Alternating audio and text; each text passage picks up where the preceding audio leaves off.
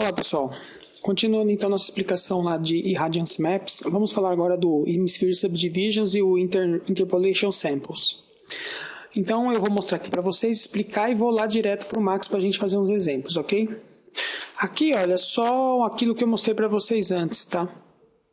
Que são as amostras, né? Uma vez que a gente calcula, né? Onde fica mais e menos. O interessante está aqui, ó. Então, aqui, ó, é uma amostra. Essa bola azul é um ponto desse, tá? Então, Hemisphere Subdivisions define a quantidade de raios, tá? Que está aqui no rosa aqui, que farão a amostragem de um sample. Quanto maior, mais definição, porém maior tempo de render. Valores aceitáveis, 20. Evite que o valor chegue a 50 ou mais, apenas aumente se sua imagem aparecer manchas. O sample, pessoal, ele emite esses raios justamente para buscar o que a sua imagem necessita para fazer o cálculo de Global Illumination, tá? Então, esse sample emite esses raios e a quantidade desses raios emitidos é definido no Hemisphere Subdivisions, ok? A gente vai ver isso lá, como funciona quando a gente aumenta e diminui com relação à nossa imagem. E esses quadradinhos verdes aqui são os samples, que eu também vou dar um exemplo bem claro para vocês lá no Max. É a qualidade de amostra máxima que cada raio do Hemisphere Subdivisions poderá realizar. Quanto menor o valor, menor a precisão do cálculo, pior a qualidade do render. Valores entre 10 e 30 são aceitáveis. Aumente caso ainda veja algumas manchas na sua imagem final. Vamos lá no Max fazer uns testes, para vocês entenderem legal isso. Olha só, pessoal. Aqui, olha só, eu já vim para presetagens, tá? Se a gente vem aqui em Low, a gente vê que o mínimo e o máximo aqui, né, ele muda, mas o Hemisphere Subdivisions aqui, tá? Ele não muda. Normalmente, pessoal, isso aqui começa com 50, tá? Se eu chegar aqui e dar uma limpada, tá? Olha lá. Ele está com 50. Mas o Hemisphere Subdivision de 50 já é um valor muito alto, já não há uma necessidade de um valor de 50 aqui como padrão. Vocês podem começar usando com 20, 30 no máximo, tá? Mas olha só, o que nós vamos fazer? Vamos pegar esse valor e pôr 1, tá? Que aqui é a quantidade dos raios que saem do nosso sample, tá? E vamos fazer um render. Vamos ver o que a gente vai ter.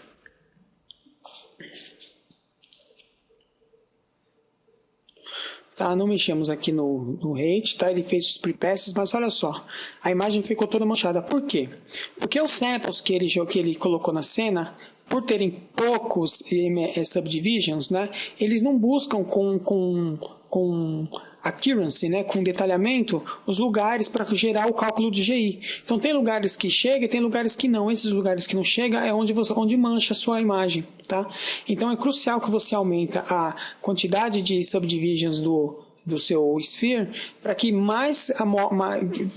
da amostra saia mais quantidade de raios para que eles tragam os valores suficientes para que ele consiga gerar para você um cálculo de Irradiance Map bom, certo? Um cálculo de GI bom, tá? Então, se você aqui tem um valor muito baixo, a sua imagem tende a ficar manchada simplesmente porque ela não teve quantidade de informação suficiente para gerar o GI, tá? E se for o contrário? Se a gente colocar aqui 20 e aqui 1, como é que vai sair a nossa imagem? Vamos lá, rapidinho. Os samples foram calculados, né? Mas olha só, a imagem ficou cheia de quadradinhos, né? Por quê? Vou dar um exemplo para vocês de interpolations, usando um exemplo do Max. Olha, eu vou fazer um círculo aqui, ó. Opa, um quadrado, por quê? Porque o meu interpolation aqui, ó, tá 0. Quanto mais interpolations eu dou, mais redondo ele fica, mais informações ele tem, não é? E quanto menos interpolação que a gente dá, menos características ele perde, chegando a virar um quadrado. Então, exatamente o que a gente vê aqui é o que nos acontece aqui no nosso samples, certo? Se a gente não tem quantidade de samples suficiente, tá? Ele não gera qualidade no nosso render, mesmo tendo, ou seja, aqui você vê que a imagem não ficou escura, por quê? Porque ele tem o subdivisions dele o suficiente para fazer o cálculo do Irradiance, mas a qualidade é muito baixa. Então aqui a gente tem que estar sempre trabalhando equalizado para que não, a imagem não fique manchada e a imagem também não fique esburacada, vamos dizer assim, né? Isso que está ligado diretamente na interpolação.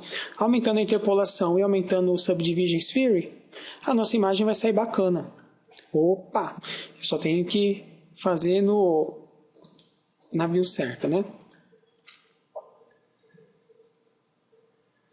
Olha, com relação aos samples aqui, começa com 20 e tenta 30, caso você vê que a imagem ficou com aqueles quadradinhos. É muito difícil, tá, pessoal? Depende da imagem. A nossa imagem de teste aqui não ficou porque ela não exige muito do V-Ray, tá?